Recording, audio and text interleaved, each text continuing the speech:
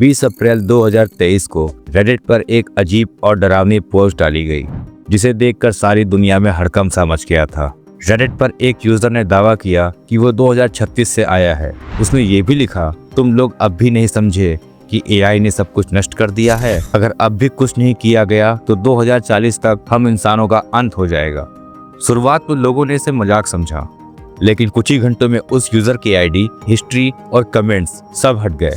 Reddit से post भी गायब हो गई और अकाउंट भी डिलीट हो गया। इस इंसिडेंट के बाद दुनिया में एक सवाल उठना शुरू हो गया, क्या ये किसी टाइम ट्रेवलर की चेतावनी थी या फिर बस एक कॉन्स्पिरेसी थ्योरी। लेकिन मैं आपको ये बता दूं कि ये पहली बार नहीं था जब इंटरनेट पर किसी ने इस तरह का दावा किया था, बल्कि इससे पहले भी कई लोगों ने टाइम ट्रेवल का दावा किया है। और सबसे डरावनी बात यह है कि उन सभी की वार्निंग सिर्फ एक ही बात की ओर इशारा कर रही थी कि एआई हमारा अंत कर देगा। इस बात की तह तक जाने के लिए सबसे पहले हमें इन्हीं इंसिडेंट्स के बारे में जानना होगा। तो सबसे पहला केस सामने आया था सन 2000 में, जब जॉन टीटर ने इंटरनेट पर दावा किया कि वो सन 2036 से आया है। वो खुद को एक अमेरिकी सैनिक बताता है, जिसे एक मिशन पर 2036 से 1975 में भेजा गया था। उसका मिशन था IBM 5100 नाम के एक कंप्यूटर को 2036 में लेकर जाना। मैं आपको बता दूं कि यह IBM ने 1975 में पहला पोर्टेबल कंप्यूटर लॉन्च किया था, जिसके स्पेक्स आज के नॉर्मल कंप्यूटर से भी बेहद कम थे। यानी इसका रैम सिर्फ 64 KB का ही था, जबकि आज के नॉर्मल कंप्यूटर का रैम भी कम से कम 8 GB से कम नहीं होता। उसने कहा कि IBM 5100 में एक ऐसा हिडन फीचर है जिससे फ्यूचर में बड़ी AI सिस्टम्स को क्रैश होने से बचाया जा सकता है। जॉन के इस दावे ने लोगों को सोचने पर मजबूर कर दिया था, क्योंकि IBM 5100 का वो हिडन फीचर केवल कुछ इंजीनियर्स को ही पता था और एक आम इंसान को उस फीचर के बारे में कैसे पता चला। जॉन ने आगे चेतावनी भी दी कि फ्यूचर में AI के कारण अमेरिका में सिविल वॉर होगा और 2038 तक इंसान AI से हार जाएंगे। इस इंसिडेंट के 2 साल बाद दूसरा केस दुनिया के सामने आया, जब एंड्रयू क्लार्सन नाम का एक इंसान स्टॉक मार्केट में सिर्फ $800 को इन्वेस्ट करके सिर्फ 2 हफ्तों में ही $350 मिलियन बना लिए थे। ये बात FBI को काफी अजीब लगी और 2002 में FBI ने उसे पकड़कर पूछताछ की और पूछताछ में एंड्रयू ने बताया कि वो साल 2056 से आया है और उसे फ्यूचर के स्टॉक मार्केट की मूवमेंट्स पहले से ही पता थे। FBI को लगा कि वो झूठ बोल रहा है, लेकिन एंड्रयू ने एक और चौंकाने वाली बात कही। उसने कहा कि भविष्य में सभी फाइनेंशियल सिस्टम पूरी तरह से AI कंट्रोल करते हैं और इन सब में इंसानों का कोई कंट्रोल भी नहीं है। इसके बाद अचानक एक अनजान आदमी उसकी जमानत कराता है। इसके बाद एंड्रयू इस कदर गायब हो जाता है कि उसे कोई खोज नहीं पाता, मानो वो इस दुनिया में कभी था ही नहीं। इसके बाद तीसरा केस सामने आया सन 2006 में, जब स्वीडन के हक्कान नॉर्डविच ने दावा किया कि जब वो अपने किचन के सिंक को ठीक कर रहा था तो एक सुरंग से वो सीधा फ्यूचर में चला गया। वहाँ उसने खुद को 72 साल की उम्र में देखा।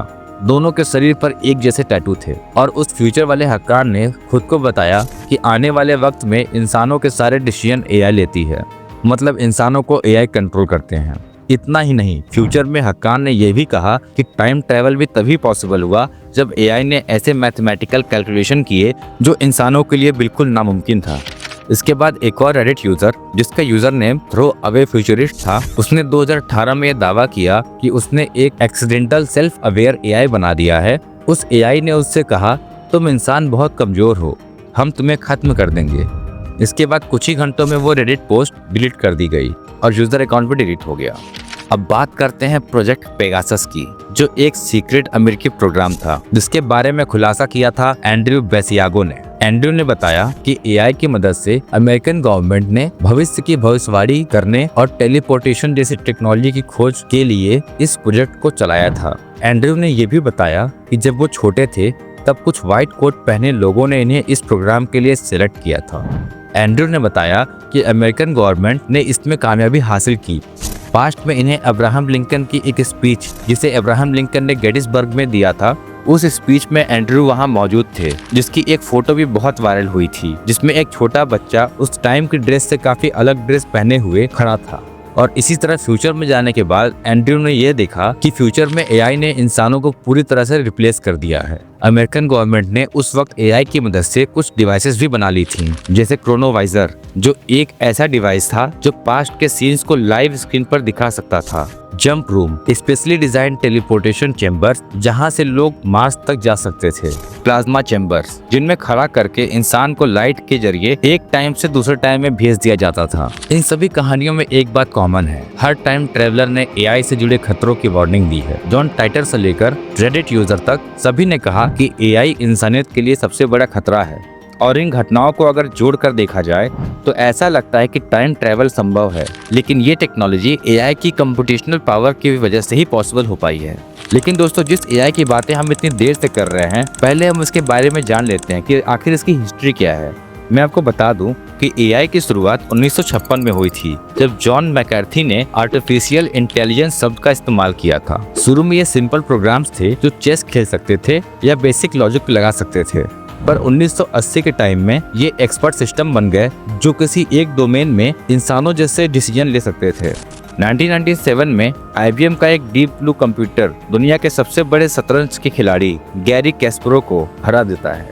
ये पहली बार था जब एक इंसान को एक मशीन ने उसके खेल में हरा दिया था।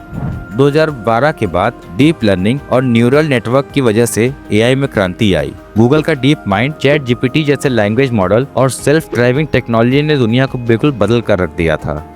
आज एआई वो सब कुछ कर रहा है जो पहले सिर्फ इंसानों के लिए ही मुमकिन था।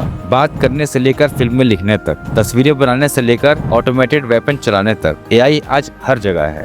क्वांटम फिजिक्स की मदद से एआई फ्यूचर प्रेडिक्शन के लिए भी संभावित टाइमलाइन क्रिएट कर रही है। नासा के साइंटिस्ट भी मानते हैं कि अगर फ्यूचर में कोई टाइम ट्रैवल करेगा तो वो क्वांटम एआई की मदद से ही करेगा।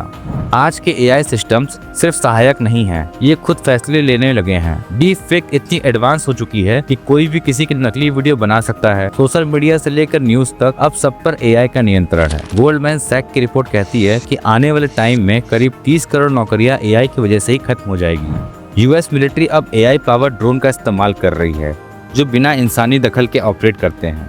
ओपन एआई, डीप माइंड और अन्य संस्थाएं ऐसी एआई बना रही हैं जो खुद अपना एम तय कर सकती हैं। ये सारी बातें हमें सुनने में किसी हॉलीवुड की मूवी की तरह महसूस हो रही हैं, पर मैं आपको बता दूं कि ये हमारी हकीकत बन रही है।